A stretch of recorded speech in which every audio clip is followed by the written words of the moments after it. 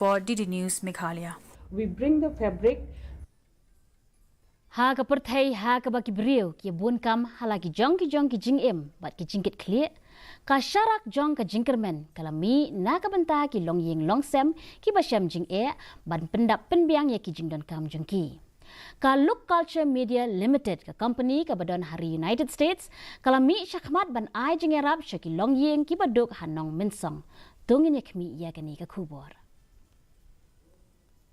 Lingba ka jingle asbun bat ka jing sngorit inong yalam jong ka company ikong kanira lingdo haringkat bat kiwe kinong tre kilayarap sam bam shakumba prapotali ki Longiing ki baron hapadeng ka jing kerdu kani ka jing sam ki marbam kala long hasnong Nongmensong ha ka ba ki Longiing ki baduk ki don hapadeng ka jing e na ka jing bomyo kamyo jam bat ka jing bombiang ka kamai ka jing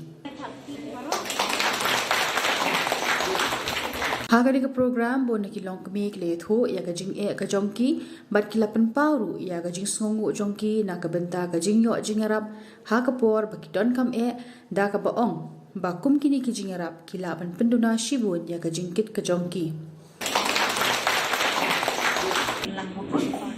Ikong kanira lingdo ipalong inong yalam jong ka kenhon ilaya thu ingi ya ka jingthmu jong kani ka company ka balong ban a jing kersan ban plilat plilenti ha ka ban kamai kaji bat banyale ban weng ya ka jing bom yo kam yo jam bat ka jingduk Ni wan mensam na ka Look Culture Media Limited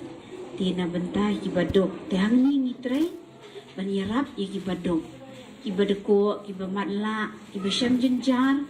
blaklat umlok tingi sam ka ba menta ka sina menta ka jong Kiba kani ka jing sam mi ki marbam ka long tang ka we ni ki sien jam ka ban lam shaka thong ka bakham he ha ka ba ka Look Culture Media Limited kaile ban a Jingiarap shaki tu ki buran kam da ka papen kan mai ngi baro ba ka jingle isne bat ka jingatali kala banyele persha ki jing e wat ha ka por ka ba e tamru Bureau Report DD News Meghalaya Mentapat